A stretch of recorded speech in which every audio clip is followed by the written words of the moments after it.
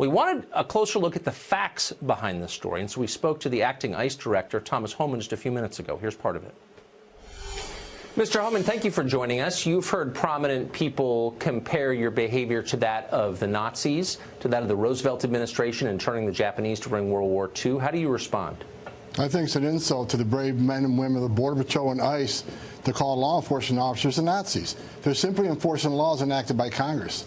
You know, I wish that there was this much outrage about separation of families. I wish I heard this much outrage when we met with angel mothers and fathers whose children were killed by illegal aliens, Jewish citizen children killed and separated from their families forever. I never heard this outrage. So I think people on the Hill need to straighten themselves out here. Let's protect American citizens as much as you're fighting for the illegal alien.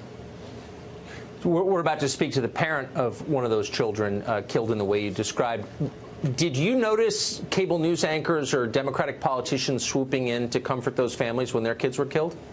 No, I didn't. You know, the media the last few days, I've been incensed by the purposeful, the intentional misleading of the American people by politicians. And they say that the Trump administration wants to use these children as political pawns. The Trump administration isn't down there having political sideshows with these children and talking about this issue. The Trump administration wants Congress to fix this, and Congress has the authority to fix it. But what no one's talking about is the underlying reason for this whole argument. Are these families really escaping fear and persecution?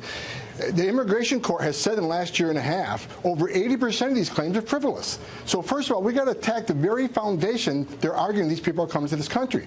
These parents themselves are using these children as pawns to gain entry to the United States, knowing that we can't detain them. And as far as the separation of families are concerned, you have to put the blame on the parents. They are choosing to enter between the ports of entry. They know they will be separated, but they want to blame the government when we were forced to do that. So let's put the blame where it lies, not on the fine men and women of the Border Patrol and ICE. We're enforcing the law. What would happen? Well, you don't make the policies, of course. What would happen if we do what we're hearing we must do, and that is give immediate automatic amnesty to anyone crossing illegally with a minor child in tow?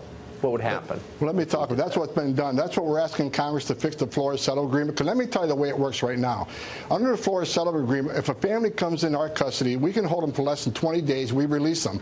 Most of them won't show up in immigration court. Immigration court last year issued over 40,000 orders in absentia. That means these people didn't show up.